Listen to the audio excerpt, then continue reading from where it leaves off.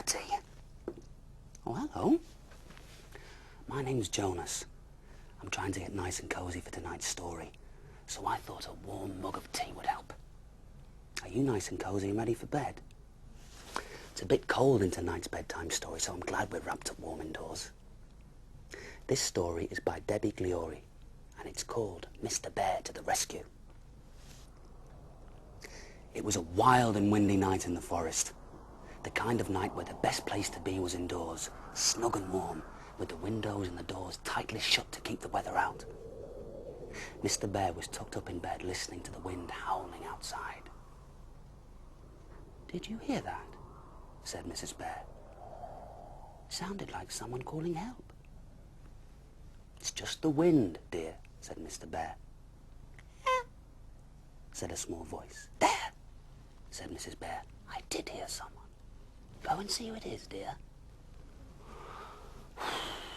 Mr. Bear went downstairs and opened the front door. "Please, help," said a very small voice from somewhere around Mr. Bear's ankles. And there, clinging onto the doorstep, was Mr. Rabbit Bun. "Our warren has collapsed," he wailed.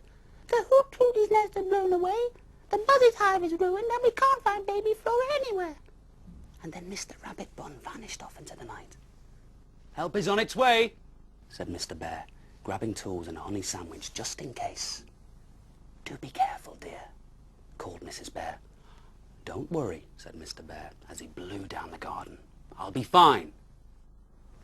It was a long way to the Rabbit Bun's house. Mr. Bear tripped and stumbled over fallen branches, and several times his lantern nearly blew out. "Ah!" shrieked Mr. Bear as a tangle of feathers and claws blew into his face. "Eek!" squawked Mr. Hoot-to-It. "Oh, it's you!" they both cried in unison. I can't see your house anywhere," said Mr. Bear, peering into the darkness. "You're standing in it," said Mr. Hoot-to-It sadly. And there lay the remains of the tree that the Hoot-to-Its had shared with the Buzzes and the Rabbit Buns. "Oh, Mr. Bear, thank heavens you've come," cried a voice. "Please can you help us find Flora? And can you fix our hive? "And mend our nest?" Mr. Bear found himself surrounded by rabbits, owls, and bees. "Help," thought Mr. Bear. "What on earth am I supposed to do?" He scrabbled around in his toolkit and found his honey sandwich. A brilliant idea occurred to him. "What's that for?" asked one of the small rabbit buns.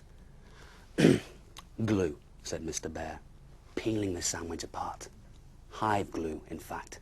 "Look, I'll spread a little here, and another little dot up there." "And end up in a sticky mess," groaned a small buzz. "Oh dear," said Mr. Bear. "Mrs. Bear will fix that. She's very good at that sort of thing." "And what about my nest?" said Mr. Hoot-to-It. "Well, let's see," said Mr. Bear, picking it up. And then the nest fell apart in his paws. "Oh," Mrs. Hoot-to-It sighed. Yes," said Mr. Bear. "Mrs. Bear will knit you another one in no time." The animals put the sticky hive and the broken nest into Mr. Bear's toolkit. Just as the heavens opened, rain poured down through the trees and the animals ran for shelter. Mr. Bear's lantern hissed and then fizzled and then went out. "How will we ever find Flora now?" wailed Mrs. Rabbit Bun. And Mr. Bear anxiously looked up to the sky. "Good grief," he cried. "I found her!" And there, high in the branches of the sheltering tree, was a tiny rabbit, wrapped in a blanket and fast asleep. "I'll just climb up and get her," said Mr. Bear. "What a hero you are!" sighed Mrs. Rabbit Bun. But Mr. Bear did not feel heroic as he inched up the slippery tree which creaked and groaned with every move. At last he disentangled the blanket, cradled Flora in his arms, and "Ah!" yelled Mr. Bear. "Whee!" said Flora, waking up. "Gosh, what a good idea," said Mr. Rabbit Bun, as Flora's blanket fanned out into a perfect parachute, and Mr. Bear and the bunny floated safely down to the ground. "What a brilliant Mr. Bear," said Mrs. Rabbit Bun, hugging Mr. Bear's knees. Mr. Bear relit his lantern and loaded all his friends into his toolkit. "Hold tight," he said. "I'm taking you home." Back through the storm they went till they reached the top of the hill and could see Mr. Bear's house in the distance with the lights on. "Not far now," he said. "We're nearly there." Mrs. Bear had been busy organising beds for everyone, and much later, when a hot nettle soup had warmed every tummy, large and small, the bear house filled with snores. And then Mr. Bear sank into a chair with a groan, and Baby Bear clambered onto his tummy. "What a brilliant Mr. Bear your daddy is," said Mrs. Bear. "So good at fixing things." Mr. Bear gave a huge yawn. "In fact," continued Mrs. Bear, "I have some more things for that daddy to fix. There's the squeaky bathroom door, the blocked sink, and the smoky chimney."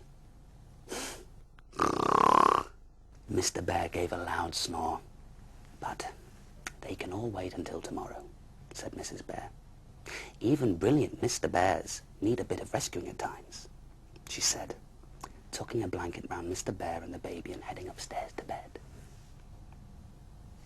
And that story was called Mr. Bear to the Rescue. I like the idea of Arnie's sandwich. Be just right with my mug of tea.